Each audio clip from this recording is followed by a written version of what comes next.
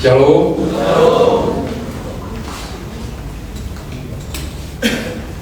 Firman Tuhan bagi kita pada pagi hari ini, kita baca dari Kejadian pasal yang ke-50. Kejadian pasal 50, satu ayat saja. Tetapi mari kita melihat kebenaran firman Tuhan ini untuk kita secara pribadi. Ayat 20. Kejadian pasal 50 ayat 20. Mari kita baca bersama-sama demikian firman Tuhan.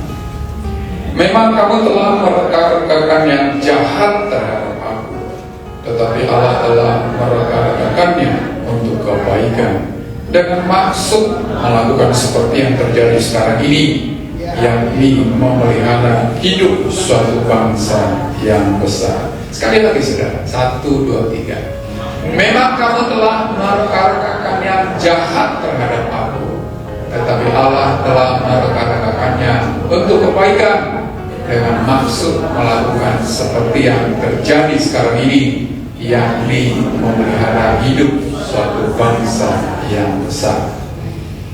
Itulah firman Tuhan yang coba kita renungkan bersama-sama. Saudara, seringkali kita sulit memahami cara Allah menuntun kita, saudara. Seringkali nalar kita ini tidak sanggup mengerti cara Tuhan membawa seseorang untuk meraih kesuksesan hidupnya, keberhasilan hidupnya. Memang maunya kita sih yang enak-enak, saudara. Tetapi terkadang memang yang enak itu justru menjerumuskan. Saudara, kalau memang yang enak itu bisa membawa kita dengan tepat di rencana dan kehendak Tuhan, Tuhan pun akan mau memakai itu untuk menjadi sarana menuntun kita sampai di apa yang Dia kehendaki, saudara. Tetapi seringkali yang enak itu justru menghina bobogan kita. Nanti kita akan lihat, saudara. Itulah sebabnya tidak sedikit Allah memakai cara yang tidak biasa untuk menuntun orang sampai pada apa yang direncanakan Tuhan bagi hidupnya. Sebab yang biasa seringkali menyimpang, saudara. Tapi ingat, kalau yang biasa itu membawa kita sampai di rencana Tuhan, Tuhan juga akan pakai itu. Tetapi seringkali Tuhan melihat bahwa yang biasa itu membuat orang menyimpang. Itulah sebabnya, karena Ia tidak akan mungkin gagal dalam memenuhi rencananya bagi seseorang, Dia pakai segala cara, saudara. Segala cara. Nanti kita akan lihat, mungkin kita akan terkaget-kaget, saudara. Tapi sepintas sama bilang, termasuk di dalam cara orang berdosa. Jangan pulang dulu ya, kalau ada pulang dengan kalimat ini, keliru nanti.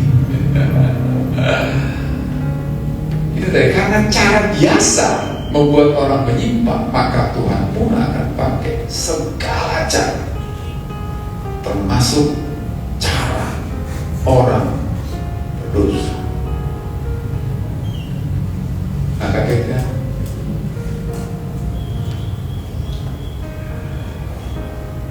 makanya jangan sampai cara luar biasa Tuhan pakai. Kalau memang cara biasa bisa, manutlah pakai. Jangan sampai Tuhan memakai cara B, rencana B. Itu kita lihat dalam kehidupan Yusuf, saudara. Yusuf, Tuhan sudah tetapkan jadi Perdana Menteri di Mesir, menjadi orang kedua di Mesir.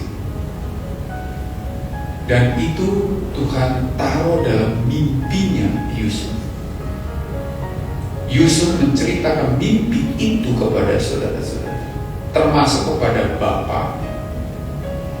Tapi masalahnya, cara biasa nggak mungkin Yusuf sampai ke sana, saudara. Dia anak manja, anak kesayangan, anak papa. Itu cara biasa itu.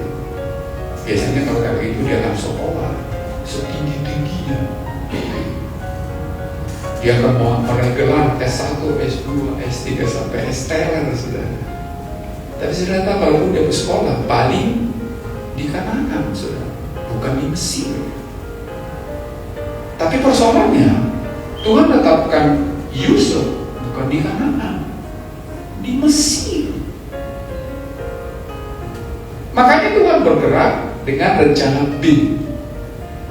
Anak kesayangan saudara, anak manja di Yusuf ini. Saya nggak ada waktu untuk membaca itu. Saudara udah pernah baca itu ya? Yusuf lebih Yakub lebih mengasihi Yusuf daripada anak-anaknya yang lain. Itu yang pertama.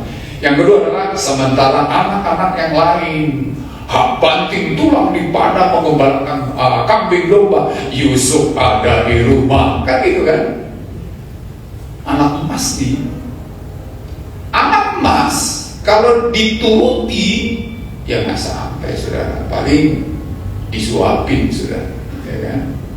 Makanya Bapak Ibu jangan terlalu manjakan anak, jangan nyuapin dulu, nanti dia sering dan suka disuap, ya kan?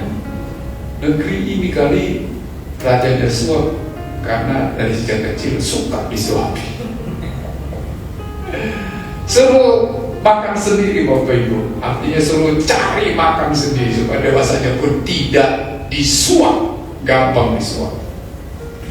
Kembali lagi kepada Yusuf saudara, karena Allah melihat Yusuf ini anak manja, anak emas, maka apapun Tuhan pakai, apapun saudara, sehingga Yusuf sampai di rencana Tuhan itu. Dan cara itu adalah cara yang tidak biasa. Makanya saudara, kalau memang caranya tidak biasa, kalau itu dari Tuhan, jangan kaget saudara. Bersyukurlah.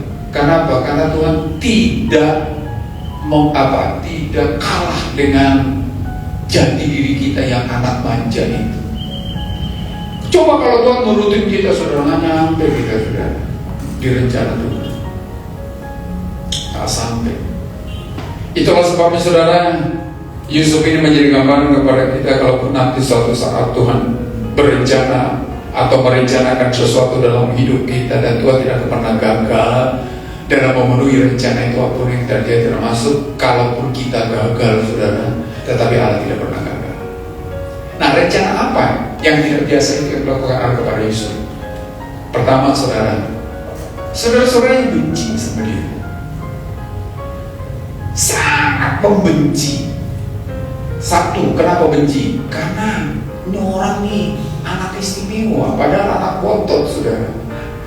Sebelum datang Benyamin, maksud saya, kan ada Benyamin. Ini anak kesayangan.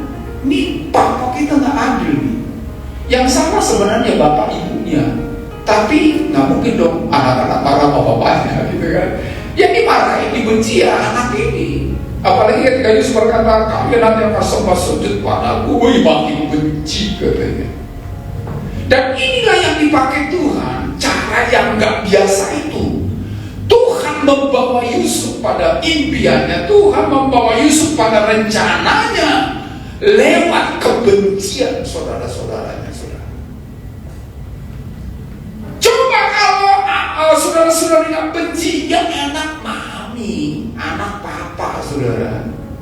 Tapi dengan kebencian saudara-saudaranya ini membuat Yusuf harus keluar dari kenyamanannya, harus keluar dari zona kenyamanannya. Satu saat saudara-saudaranya disuruh bapaknya untuk mengamalkan domba-domba berhari-hari saudara. Mungkin bekal sudah habis, lalu yang berkata, nih saudara-saudara kan di sana udah beberapa hari, mungkin juga berminggu-minggu ada habis bekal. Nah, mari bawa ini untuk saudara-saudaraku, gitu kan?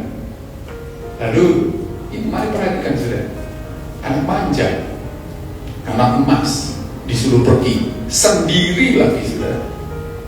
Tapi mau tuh, mau saudara. Sebab ini anak ini jangan sampai ngedon saudara. Dia bawa bekal itu, dia tanya orang-orang, karena berhari-hari udah nggak ketemu saudara, udah nggak tahu jelasin di mana nih mereka di keadaannya. Oh, kami dengar mereka mau pergi ke Datan katanya. Oh, dia cari ke Datan. Dari jauh saudara-saudaranya sudah melihat katanya. Wih, bayangin saudara, kecabuk di dalam hati saudara-saudara. Ini saatnya kita lampiaskan kebencian kita. Saudaraku, mari perhatikan ini. Allah pakai kebencian orang untuk membawa Yusuf sampai di impiannya. Lewat kebencian saudara-saudaranya ini menarik Yusuf keluar dari zona kenyamanannya. Saudara. Kenapa? Kalau sampai masih di rumah, nggak akan mungkin jadi Perdana Menteri. Kalau sampai anak mami ini terus di rumah, nggak mungkin sampai di impiannya. Jadi lewat kebencian saudara-saudaranya menarik Yusuf untuk keluar dari rumah bapaknya. Kalau saudara-saudara nggak benci, paling apa itu?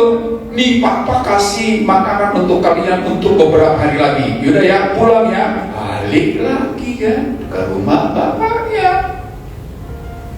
Tapi dari jauh katanya tuh di tukang mimpi. Mari kita bunuh dia. Kita mau lihat jadi apa tuh mimpinya. Ternyata Tuhan pakai kebencian itu untuk mulai bergerak, membawa Yusuf sampai di impiannya sekarang. Saudaraku, banyak mungkin dalam hidup kita hal-hal yang kita tidak sukai dari orang lain terhadap kita. Jangan lalu benci juga mereka, saudara. Jangan-jangan karena kita nggak mau cara biasa, lalu Tuhan pakai cara itu. Untuk apa? Untuk keluar dari zona kenyamanan kita, saudara. Maka kebetulan Anda di PHK. Saya nggak berdoa Anda di PHK, saudara. Enggak. Mungkin cara biasa, gak mempan buat kita, saudara. Nggak kebetulan kau diputus pacar, ada yang pacaran dari sini. Jangan minum baygon, jangan. Karena mungkin cara biasa, gak masuk, saudara. Makanya diputus, saudara. Jangan bilang, kalau bukan dia, apalah arti hidup ini. Yuk, kok segitu amat? Masih banyak yang lain. Dia itu Pak Daud. Akhirnya, untuk Pak Daud gak minum baygon. Dia itu contoh konkret.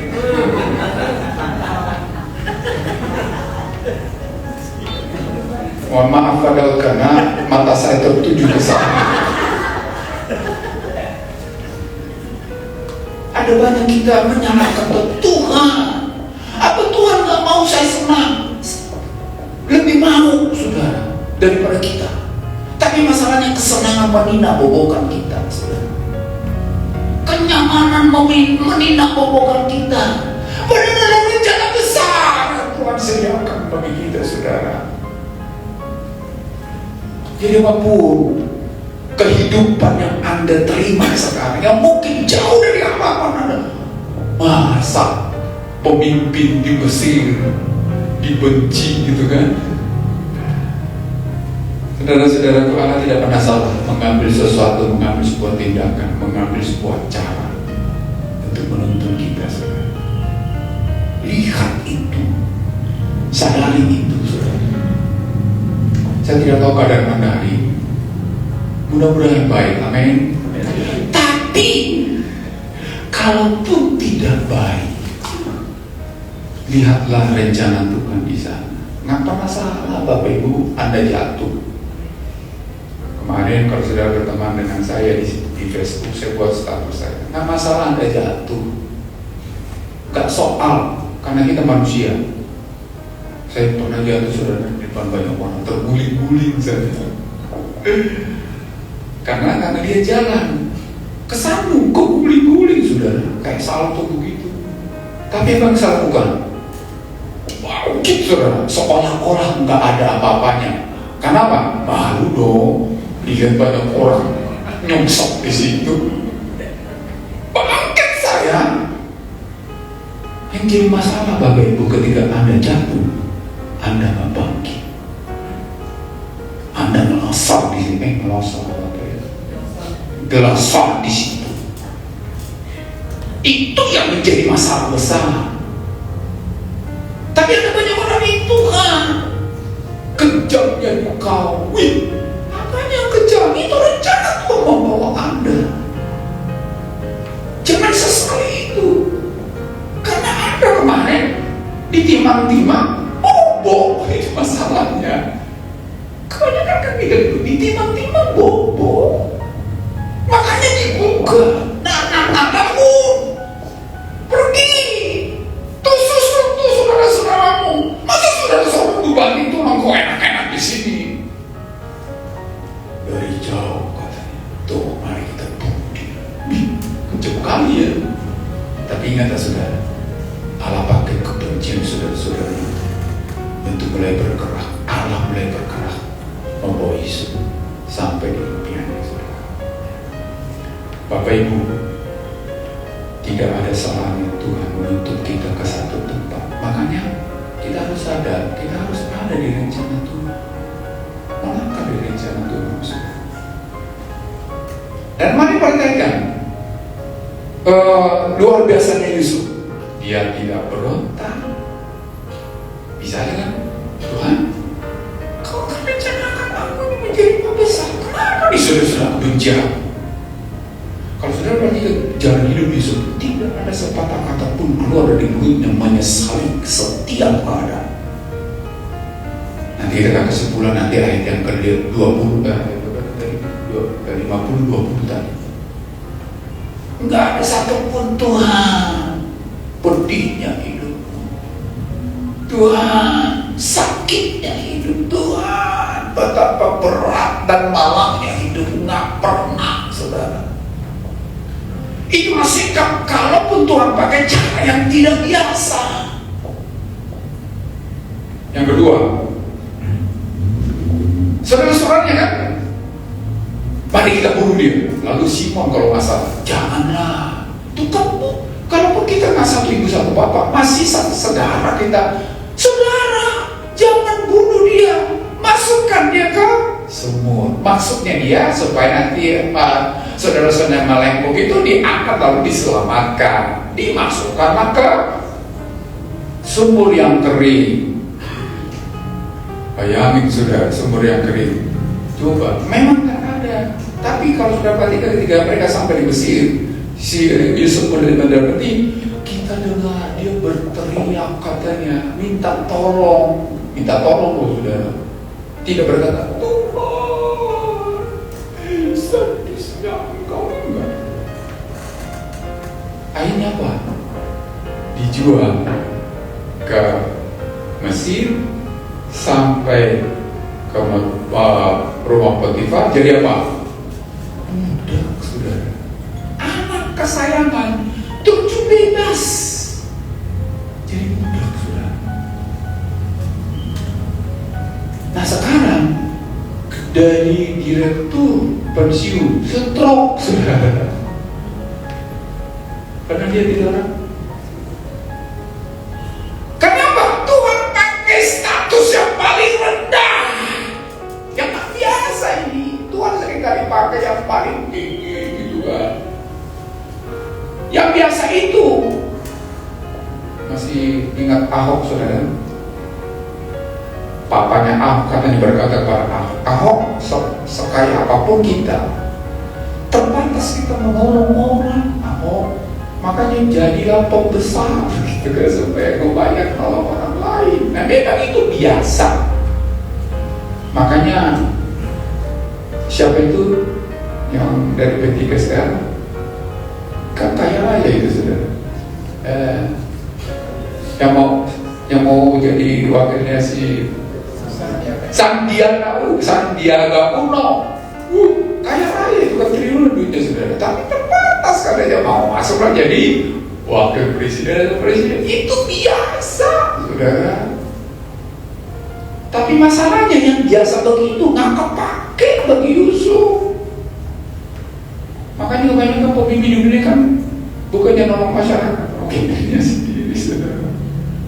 Korupsi sana, korupsi sini. Dulu tukang ngetik nanjak jadi direktur, tidak duit juga saudara, bukan bagi-bagi sama orang lain.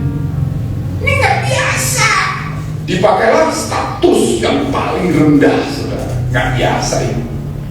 Gimana caranya jadi pembesar budak, saudara? Nggak ada kamus. Nggak ada kamus, saudara. Tetapi justru itu Tuhan pakai, saudara. Tapi bukan budak yang sembarang budak, saudara. Itu maka lihat, kenapa kan Potifar ya? Kenapa nggak Potifir? Atau Potifur? Atau Potifar? Kok kenapa Potifar? Kenapa ya? Ini jalan Tuhan yang unik, saudara. Kan budak itu mau kemana-mana dijual terserah yang punya kan. Tapi herannya itu tadi, di budaknya, pemilik budak kasih kau Potifar, jangan Potifar. Luar biasa, saudara. Mungkin Anda hari ini bukan siapa-siapa, tapi nggak kebetulan Anda di situ, pasnya di situ, saudara. Jangan lari, jangan pergi ke Potifar. Kan nggak salah Anda di situ, Anda harus di Potifar, bukan di Potifir. Enggak, saudara. Karena Tuhan, betapa sialnya hidupku, sialnya. Mari perhatikan ketika Yusuf ada di rumah Potifar. Waduh, seperti Tuhan, saudara. Kenapa? Gak salah aku di sini. Walaupun apa? Budak. Kerja lebih daripada seorang Tuhan, saudara. Itu sikapnya. Coba kalau itu, Tuhan, bukankah aku anak emas, anak kesayangan, budak begini, bagaimana masa depanku, Tuhan? Suram sekali, betul-betul suram. Tapi Yusuf tidak. Saya tidak tahu status Anda hari ini. Jangan kecilkan kuasa Allah di sini. Jangan degradasikan kuasa Allah di sini. Mari seperti Yusuf, bekerjalah seperti seorang yang punya pekerjaan. Ini udah pekerja biasa, mentalnya lebih daripada kurang daripada itu. Saya pernah, saudara, dulu bahasa kita itu belum seperti sekarang. Bocor-bocornya di mana-mana, saudara, kalau hujan, gitu kan? Satu saat saya masuk, hujannya udah berhenti, tapi kursi pada basah semua, tuh kan? Masih ada konektor itu dulu, saudara. Nggak tahu sekarang masih ada kok. Orang akhirnya berdiri, padahal banyak kursi kosong. Kenapa? Gerugu. Masuk orang, gerugu. Makin padat orang, gerugu.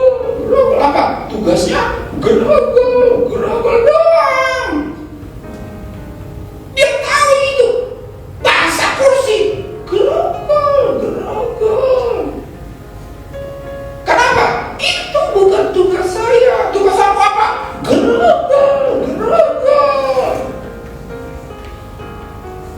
Makanya sampai mati pun gerugu. Sampai mati gerugu sama gerugu. Apa? Nggak ada seperti Yusuf. Yusuf itu budak loh, saudara. Tapi dia kerja seperti lebih daripada seperti pemilik itu. Apa susahnya sih? Ambil ke kain, dilapin ke, silakan Pak, silakan Bu. Minggu depan atau bulan depan, rangkul-rangkul lagi jadi saudara. Pulang, datang jam 8, pulang jam 5. Bos bilang, kerjakan dulu, Pak, sesuai dengan SOP, udah harus pulang. Kan memang betul, saudara. SOP-nya memang 85. Dituntut dikit, demo, bukan demo masak, saudara. Demo itu tuh apa tuh kuda sana. Gimana mau jadi perdana menteri, saudara?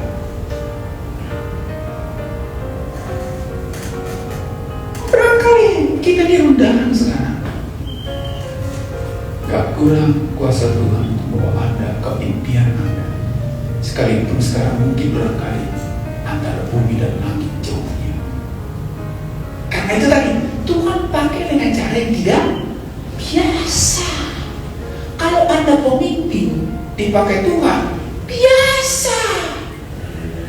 Makanya jarang saudara, jarang Tuhan pakai pemimpin untuk maksud dan rencana. Kenapa? Yang biasa itu menghina bobokan kita, saudara. Bobok kitanya, tidur. Oh iya, ada rencana Tuhan ya. Lupa saya, padahal udah mau pensiun, habis. Udah pensiun baru panitia sana gitu kan. Sibuk sana. Udah nggak didengar Bapak Ibu. Ngerecokin dia. Makanya gereja gotong-gotongan kenapa? Tapi yang udah pensiun di sana ngerecokin gereja, saudara. Kenapa? Gereja butuh orang masalahnya. Di sini dia tetap mau penguasa. Dia pikir dia masih yang di sono tadi, gitu kan? Lewat, saudara. Udah enggak. Ibu Mega yang sering nggak tahu maksudnya. Iya kan sudah bersiap banyak kan begitu kan, sibuk sana sibuk sini. Waktu dia ada di sana bukan sibuk sana sibuk sini di gereja. Kenapa? Bobo. Kan gitu.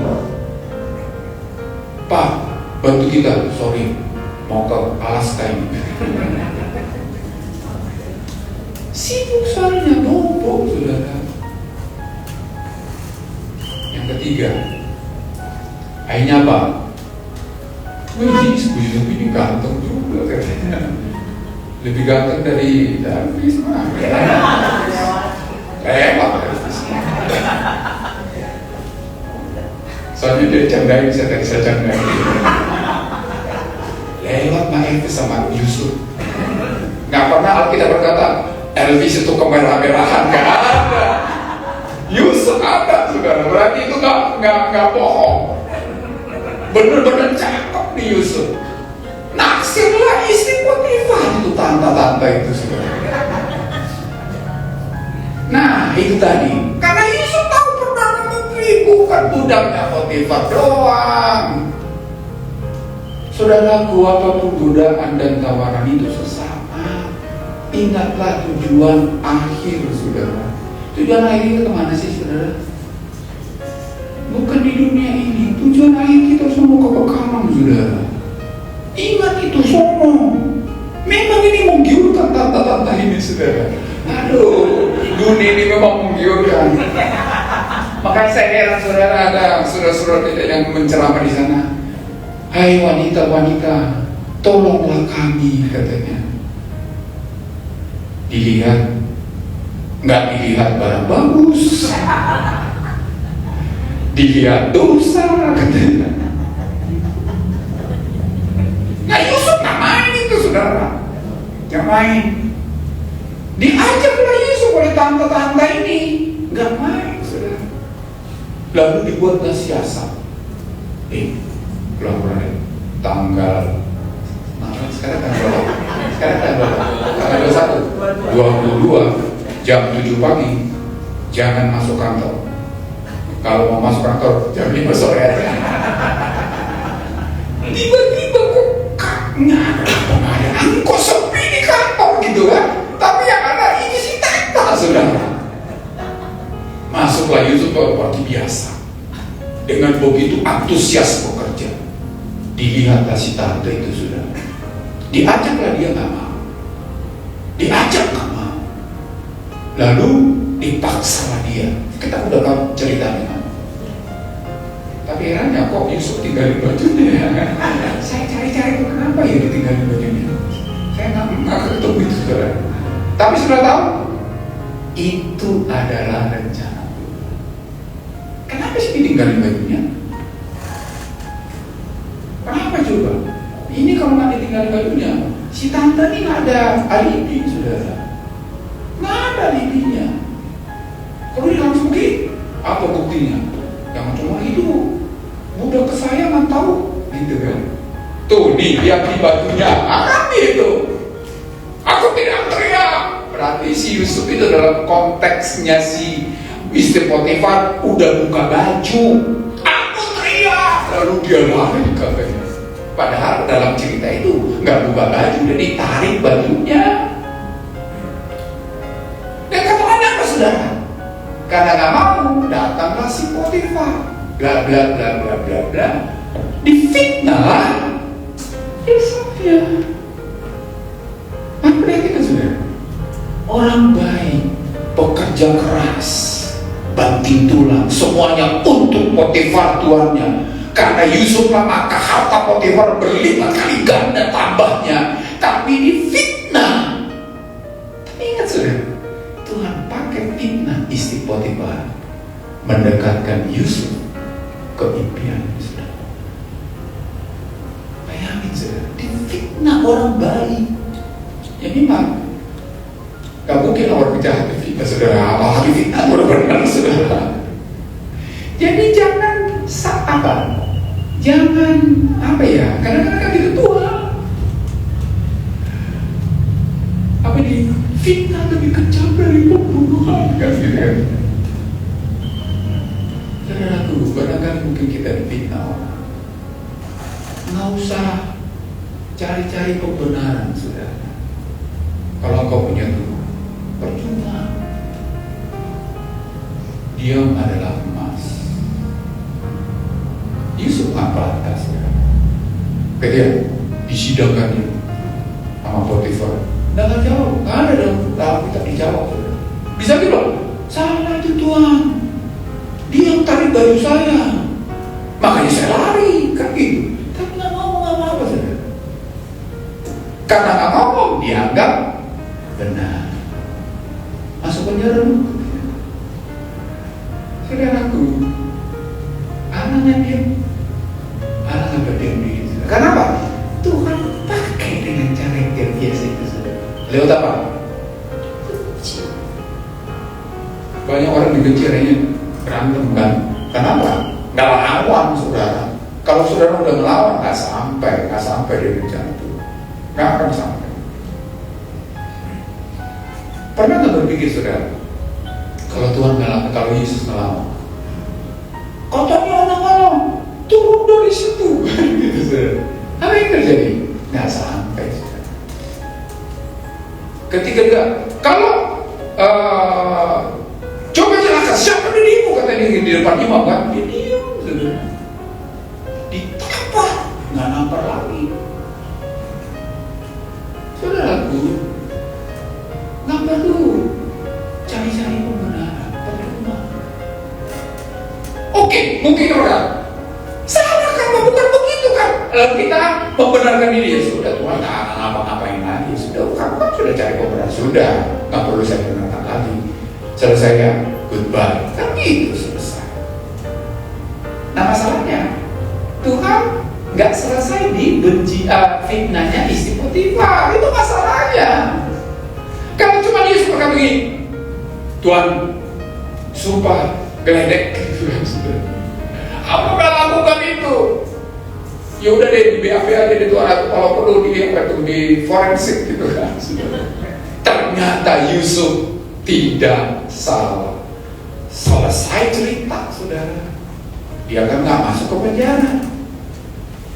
Happy ending memang, tapi gak Perdana Menteri saudara. Pernah bayangkan itu? Anda mungkin menjawab fitnahan orang. Anda dianggap orang suci, tidak seperti yang difitnahkan. Anda menemukan kembali diri Anda. Selesai cerita. Tapi sudah tahu, Allah pakai fitnah itu untuk memenjarakan Yusuf. Sadis nggak? Menurut kita sadis. Tapi apa? Ini soalnya caranya nggak biasa. Masalahnya di situ sudah. Karena Tuhan pakai cara yang tidak biasa. Yusuf, kamu harus masuk penjara. Nah masalahnya Yusuf nggak ada sesuatu pun yang tercela di pekerjaannya, nggak ada. Sampai Yusuf berkata, tidak ada yang lebih berkuasa di rumah ini daripada Potifar. Tidak ada yang tidak diserahkan kepadaku selain engkau, karena engkau istrinya. Ya bodoh banget memang Potifar, oleh sini juga dikasih kan saudara. Saya tahu diri, nyonya. Tuhan berkata, kamu harus masuk penjara Yusuf. Dari mana caranya Yusuf masuk penjara? Nah, dari kinerja top check, dari nggak mau moral top check, dari apalagi kemampuan nggak ada salah, nggak ada duanya. Ya mau ya nggak biasa, saudara. Nggak mungkin orang baik masuk penjara. Nggak mungkin, saudara. Apa alasan Yusuf masuk penjara? Nggak ada. Kecuali fitnah. Kejam nggak? Kejam memang. Tapi itu tadi, apapun Allah akan lakukan untuk membawa kita pada rencana dan saudara. Sekejam apapun kejamnya Yesus, saudara, disalib. Sampai dia berkata, Eloi, Eloi, lama sabachthani. Kejam banget itu. Tapi apa? Sebab itu caranya, nggak ada yang lain, saudara. Makanya kalau sampai Anda berkata ada keselamatan di luar Yesus, kebangetan, saudara. Apa yang Yesus harus tersiksa? Nggak ada cerita, saudara. Kalau ada cara lain bagi Yesus masuk penjara, nggak mungkin difitnah. Kan nggak mungkin Yesus berdosa, kan, saudara? Nggak ada dosanya. Yesus tahu apa? Fitnah, saudara. Fitnah kejam itu. Makanya waktu dia ditampar, dibilang pada, saya mau kamu ya. Ini cerita saya, elaborasi saya, saudara. Kalau perkataanku itu salah, coba kasih tahu salahnya apa. Diam, kan ada salahnya. Lalu Yesus lagi berkata, kalau perkataanku itu benar, kenapa kau tampar aku? Sampai Pilatus cari ini orang ini salahnya apa supaya bisa dihukum mati. Enggak ada, saudara. Makanya satu-satunya apa? Fitnah. Jadi kalau ada difitnah, jangan salahkan Tuhan yang fitnah. Ada bukan Tuhan, apa Tuhan yang disalahkan. Nggak usah beda diri. Seperti Yusuf, karena ternyata Tuhan pakai untuk membawa dia berencana. Fitnah berhasil, masuk ke penjara. Berbiasa lebih jauh, lebih dalam, sampai ke dasar yang paling dalam. Udah berapa itu tadi? 3 ya, yang keempat sekarang. Ini memang mas paling garis ya. Di penjara, bukan asal penjara ini, makanya Tuhan pakai fitnah. Kalau penjara Cipinang nggak sampai, saudara. Ini masalahnya penjaranya yang berkenaan dengan istana. Kan Firaun itu tadi ada sangkut paut dengan istana. Makanya nggak kebetulan dia menjadi budaknya Potifar, nggak kebetulan dia difitnah. Karena kalau fitnah tidak ada pembelaan, masuk penjara. Dan Tuhan tahu penjaranya adalah penjara orang-orang berkaitan dengan istana. Kalau Cipinang nggak akan difitnah, saudara. Masuklah penjara.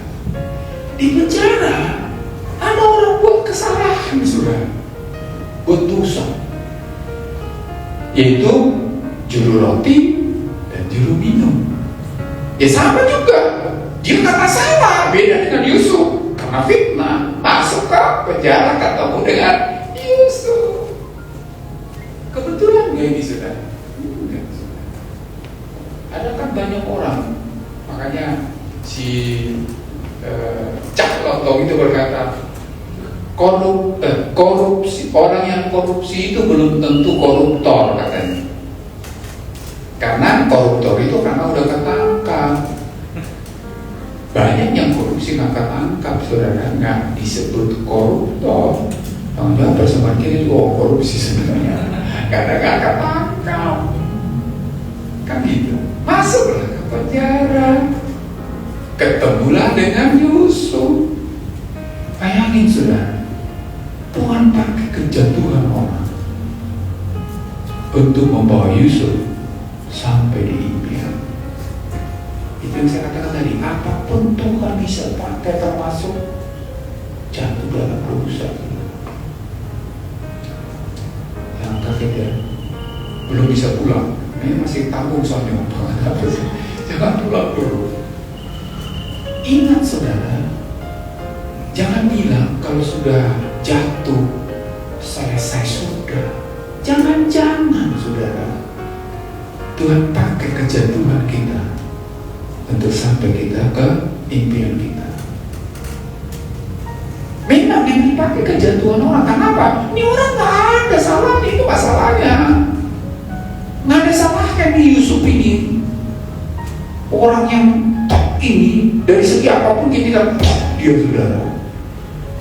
Karena gak mungkin kesalahan Yusuf dipakai untuk membawa Yusuf kepada impiannya. Ada banyak yang salah di sana saudara. Dua, bukan salah satunya, salah satunya, dua apa? Salah satunya, dua salahnya. Masuklah ke penjara. Dan lewat orang yang jatuh ini, Anda jatuh. Yang masalah adalah kalau Anda tidak bangkit dari kejatuhan Anda. Bisa saja kejatuhan Anda itu menjadi cara Tuhan membawa Anda ke impian Anda. Jangan bobok di jatuhnya. Bangkit saudara. Memang gak biasa itu. Lalu jangan juga begini, kalau itu ya jatuh aja ya Pak, nanti bangkit. Kalau kau ingat bangkit saudara, makanya saya ingatkan teman-teman saya di status saya, saudara-saudaraku yang berteman dengan saya, bangkit ya. Karena ada banyak orang jatuh, gak bangkit saudara. Tuhan pakai kesalahan orang untuk menuntun Yusuf sampai di impian. Makanya ayat kita tadi balik, ayat 20. Memang kamu telah mereka-rekakan yang jahat terhadap aku, tetapi termasuk yang jatuh tadi saudara, Tuhan reka-rekakan menjadi kebaikan dengan maksud melakukan seperti yang terjadi sekarang. Jadi jangan sesali apapun keadaanmu sekarang ini. Gak ada yang salah saudara. Gak ada yang salah. Tuhan bisa mereka-rekakannya menjadi sebuah kebaikan sehingga kita sampai di impian kita di rencana Tuhan saudara. Memang sedih ya, sakit ya, malu ya, gimana gak malu? So, ngapain kamu sih? Karena kasus dengan istri Potifar malu itu saudara. Walaupun gak benar. Kan kalau lu membela sakit kita, kalaupun kita bela itu pembelaan. Ya siapa sih yang gak berkata? Pencuri gak pernah bisa berkata mencuri saudara. Kenapa mencuri? Ya teman saya itu Pak, padahal barang bukti sudah di tangan dia. Nggak ada yang ngaku jujur kan? Jadi percuma juga bela diri. Ya masuk sini karena godain istri orang lain kan gitu. Malu itu. Tapi Tuhan pakai itu menjadi sesuatu alat di tangan Tuhan untuk membawa Yusuf sampai rencana.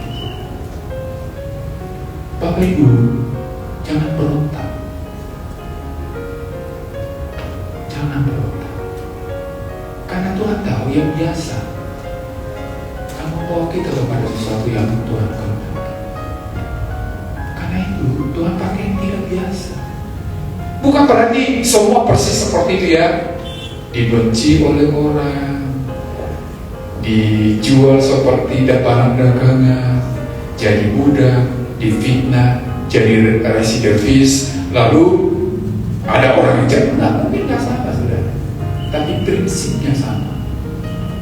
Apapun keadaanmu hari ini, mungkin itu sesuatu yang engkau tidak pernah harapkan dan baik, tetapi ingatlah saudara, Tuhan bekerja di sana, mengerjakan sesuatu untuk kebaikan kita. Memang itu jalan, tetapi di tangan Tuhan menjadi baik saudara. Apakah saudara mau sampai di impian Anda? Amin.